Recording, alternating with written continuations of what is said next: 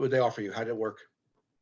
They offered me $10 million. No, I'm just kidding. No, I don't mean money wise. I mean, did they say we want you to try out? We want to give you a job? What did they say?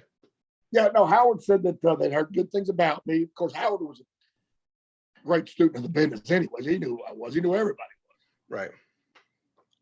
And he just would I be willing to come to fly into Boston and go to Worcester, Massachusetts, to meet with them, and they wanted to, have a look at me. That's basically how they put it. And I said, absolutely. So they flew me up to Boston. Me and Sid met up there. Got rent a car, drove up to Worcester, which is not even an hour, whatever, from Boston. And I got there and I met everybody. Everybody was just great. And Mr. McMahon was there. He was great. And he just told me what he wanted to see, out of me or whatever. They set me out to do a interview with Mean Gene Okerlund, which was the first day I met him, but he worked with me very well. He knew what I was there for, and he made sure he helped me get that position. And we did the same thing the next night in Portland, Maine. And then by the time I got home, this is 34 years ago, I think, something like that. Time I got home, they had already FedEx me a contract to sign to go get notarized and whatnot. And so, it was great. It was just, the whole experience was great. How did Jerry Lawler deal with the fact you were leaving his territory? Here's the funny part.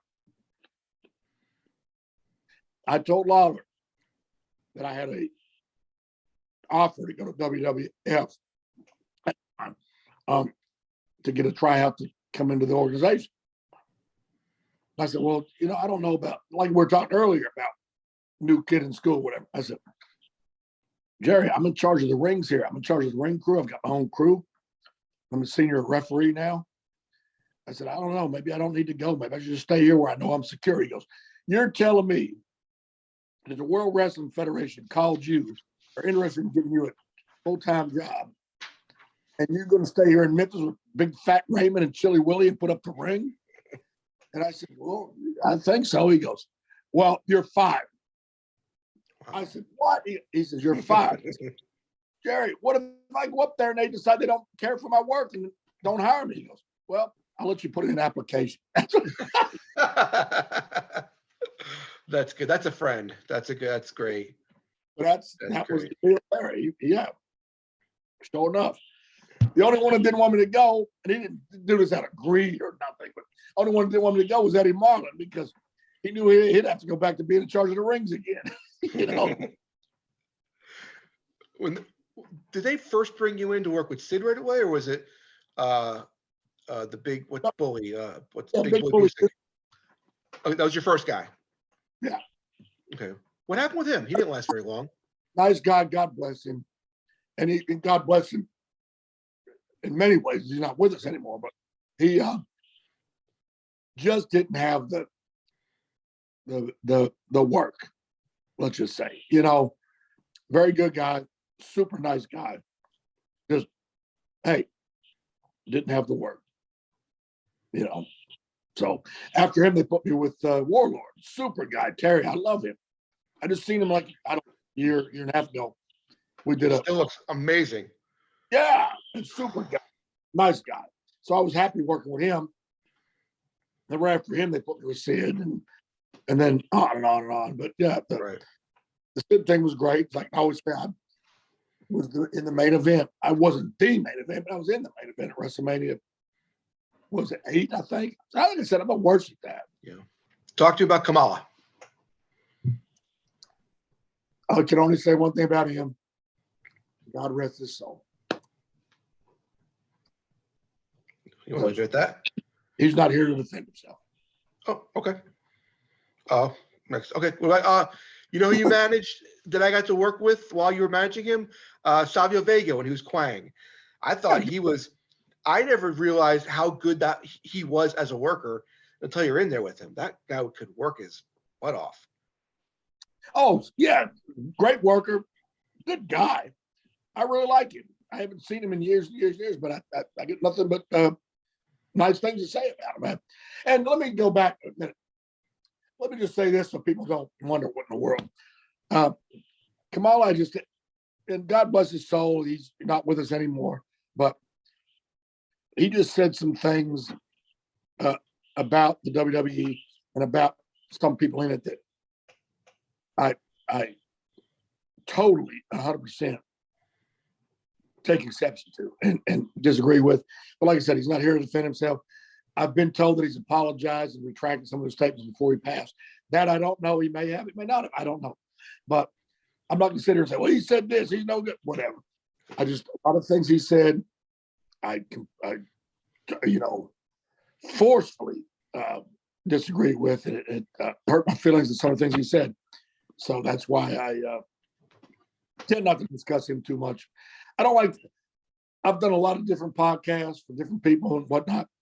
I really try not to say anything negative about him. If I didn't like somebody, like I did one for RF video once, they asked me about certain people that I really totally didn't like. I just said, I'd rather not discuss that person. Or what do you think about so-and-so? I would do this. Like lock my lip, But I just want to let you know I wasn't just being, Well, Bruno, I can edit out the Kamal question. I can edit all this out. I can take it all out. Oh, you don't have to edit out anything. It's No, okay. Exactly, Got it. Yeah, and I didn't say anything bad about him, and I hope he's in a better place. I will say that I'm sorry that towards the end of his life he lost his legs due to diabetes, and I certainly didn't wish that on him. And I'm sorry it happened. And if he was still with us today, I would hope me and him could have a discussion. Now, he never did say nothing bad about me, but it was just things he said bad about the WWF, which I don't allow because the things he said weren't true, and about certain good friends of mine that weren't true. So, but like I said, he's not here. It's over. It's done. Nobody's thinking about it no more. So that's fine. Talk to me about Giant Gonzalez. That's one son of a gun, man. He was a prince of a guy. Prince of a guy. Tell you what kind of guy he was. He's literally 8 foot tall, give or take. Literally, just may as well just say it, about 8 foot tall. Okay. There used to be a little restaurant in my hometown, Walls, Mississippi, called Loretta's. It ain't there no more. Burnt down 25 years ago, unfortunately. That was my go-to place when I was home, Loretta's. And everybody there, oh man, Bruno, you got to bring that giant down here to meet us. You got to bring that giant down to meet us. And we were in Memphis one night I can't remember if it was for Memphis wrestling. He came in to do a deal with WWF was in town. I don't remember. But anyway, I says, I know you don't want to do it, but all my friends down at Loretta's want to meet you. Okay, bro, let's go. Let's go. Are you serious, George? Yeah, they got food there. I said, yeah. I called down. I said, get everybody over there. The Giant's coming. I want you to have 8 cheeseburgers. Because he could eat. Right. And all this food. And he took pictures with all the, my local friends and everything. And he's a guy that always wanted to go back and go to bed. He was tired. But for him to just do something like that, that's, shows what kind of heart he had. He didn't want to, but he knew it would mean a lot to me and my friends and neighbors. And he did. So that summarizes more than anything. He did this in the ring. He did that in the ring. That just shows what kind of person he was. What was it like? Did you travel with him? Oh, Were I you was the guy who drove around? Yeah, I was the one who drove around. Yeah. Just doing everyday stuff just must have been so hard for him. Just getting around and getting in cars and airplanes, and must have been a rough life. Yeah, it was. And I would get him back to the hotel, and I would go get his food, whatever he wanted to eat, and if he had to get medicine, whatever he wanted, I would go get it for him. And he was diabetic. I don't know how. Thankfully, I'm not diabetic, but I guess, and I don't know. So if somebody's a doctor or nurse out there, trust me, you don't have to text in and correct nothing. I'm just saying. Right. Gonzalez would sometimes send me to get him candy bars. I don't know, maybe if his sugar got low, he needed. I don't know. Right. But he said, get me 8 candy bars, whatever. So I would just, whatever he wanted, I would take care of that for him. So I don't know if that was a good thing or a bad thing. I don't know. I'm not a doctor. I just know if he would send me for it, I'd go get it, Right. What can you tell me about Bertha Faye?